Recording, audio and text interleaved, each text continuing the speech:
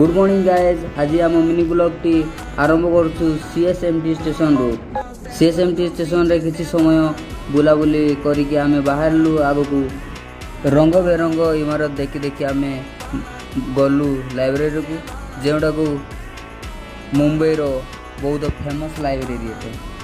यही लाइब्रेरी को देश विदेश टूरिस्ट बुलायापी आसी था। आपड़ यदि पढ़ापढ़ी इंटरेस्टेड तो आपण भितर जाई पढ़ापढ़ी करें। तापर आम बाहर गेट ऑफ इंडिया को, जहाँकि किंग जॉन आउ क्वीन मेरी को द्वारा 1911 मसीह निर्मित।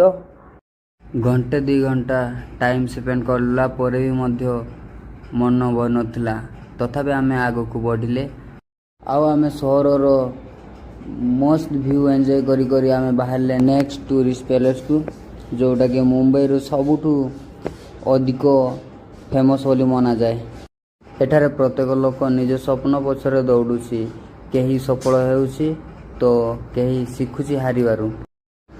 मुंबई जो सपन संघर्ष एका साथी बढ़े, एठारे राति केवे हुए नहीं, दिन सब बेले दौड़ी चली थाए। मुंबई केवल सहर नुहे, यह एक अनुभव जोठारे आशा और परिश्रम मिसी गढ़े नुआ कहानी। यही ट्रेन स्टेशन केवल यात्रा नुहे, जीवनर एक पाठ।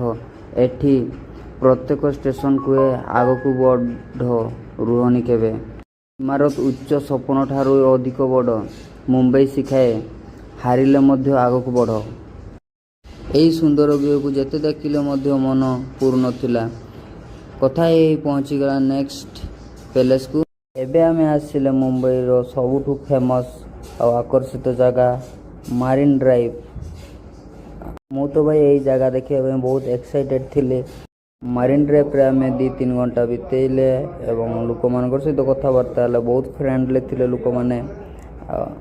मो बैकग्राउंड देखी जानी पारे यहाँ केते फेमस जगह बोलिकी। आउ लोक अनेक प्रकार वीडियो बन छाड़ी था।